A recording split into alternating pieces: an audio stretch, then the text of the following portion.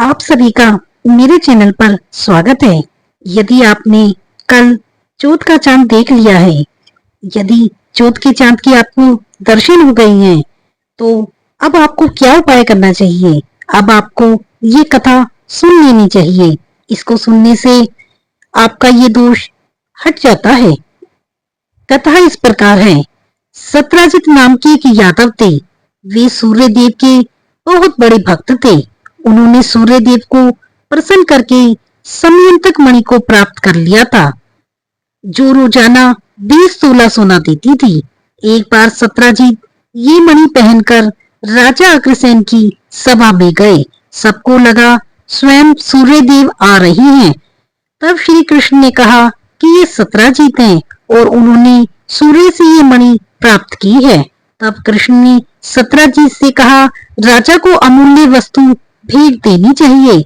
यह सुनकर सत्राजीत वापस अपने घर लौट गए और यह मणि अपने भाई प्रसेन को दे दी। एक बार प्रसेन वह मणि पहनकर शिकार करने गया। उसे सिंह ने मार दिया। अब सभी यादवों में ये खबर फैल गई कि कृष्ण ने प्रसेन को मरवा के ये मणि ले ली है। यह जब बात कृष्ण जी के कान में आई तो उन्होंने राजा से अनुमति मांगी। जब तक मैं ये कलंक मिटा नहीं देता, तब तक मैं राज्य सभा में अपना मुंह नहीं दिखाऊंगा। सभी व्यर्थ का कलंक मुझे लगा रहे हैं। तब राजा से आज्ञा पाकर कृष्ण कुछ सैनिकों को लेकर जंगल में गए। बहुत खोजने पर उन्हें शेर के पंजा दिखलाई दिया। तब सभी सैनिकों ने कहा कि प्रसेन को शेर ने मार दिया, चलो हमें अब लौट जाना चाहिए। परंतु कृष्ण ने कहा, अभी मणि नहीं मिली, कैसे सिद्ध होगा कि प्रसेन को शेर ने मारा है। कुछ सैनिक वापस आ गए, कुछ कृष्ण के साथ आगे बढ़ गए। काफी भटकने के बाद उन्हें गुफा दिखलाई दी। कृष्ण ने बाहर खड़े होने की आज्ञा दी और खुद गुफा के अंदर चले गए। तब कृष्ण ने झूले पर एक युवती को बैठे हुए देखा और उसके हाथ में एक मणि है जिससे प्रकाश फैल रहा है।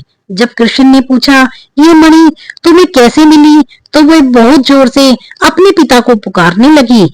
जैसे ही जामवंत ने कृष्ण को देखा, उन्होंने आओ देखा ना ताओ तुरंत कृष्ण से भिड़ गए। 18 दिन मल्लयुद्ध हुआ। उधर इतने दिन कृष्ण के वापस न आने से मथुरा में कोहराम मच गया।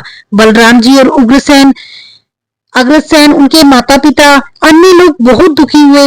उन्हें लगा हमने कृष्ण को खो दिया। उधर मल्लयुद्ध में जामवंत जी की एक एक नस टूटने लगी। तब उन्हें अपना वचन याद आया जो श्री राम ने उन्हें द्वापर युग में मिलने का दिया था। वे प्रभु के पैरों में लौट गए। प्रभु, मैं बहुत बड़ा अपराधी हूँ जो तुम्हें पहचान नहीं पाया। प्रभु ने कहा, मेरी माया इतनी प्रबल है, तुम भी मुझे पहचान ना सके। तब कृष्ण ने आने का कारण बताया कि कैसे उन्हें मिथ्या कलंक लगा है। उन्होंने उनसे कहा वह मणि मांगी। तब जामवंत ने अपनी दोनों मणियों को, एक उनकी बेटी जामवंती और दूसरी मणि उन्हें भेंट की। तब कृष्ण दोनों को लेकर राजा के महल पहुंचे और सत्राजित को बुलवाया और बताया कि प्रसेन को शेर ने मारा और शेर को जामवंत ने। जामवंत ने देखा एक मणि शेर के पास है। वे उसे अपनी कन्या को उपहार देने के लिए ले गए। अब सत्राजित को भी बहुत गलानी हुई। उसने श्री कृष्ण पर व्यर्थ कलंक लगाया। फिर उसने अपनी बेटी सत्यभामा को उस मणि को कृष्ण को सौंप दिया। कृष्ण ने सत्यभामा को तो स्वीकार किया, परंतु मणि को वापस कर दिया।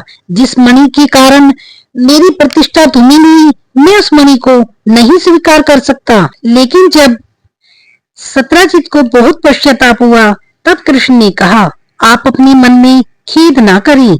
ये भादो मास के शुक्ल पक्ष के चंद्र के दर्शन की वजह से हुआ है, क्योंकि गणेश जी ने शाप दिया था, जो इस दिन भी जाने अनजाने में चांद के दर्शन करेगा उसे मिथ्या कलंक लगेगा। भागवत पुराण के अनुसार अगर आपने चांद के दर्शन कर लिए हैं, तो इस कथा का श्रवण करने पर पढ़ने से कलंक नहीं लगता। आपको मेरा ये प्रयास कैसा लगा प्लीज कमेंट करके बताएं। प्लीज मेरे चैनल को सब्सक्राइब करें। धन्यवाद।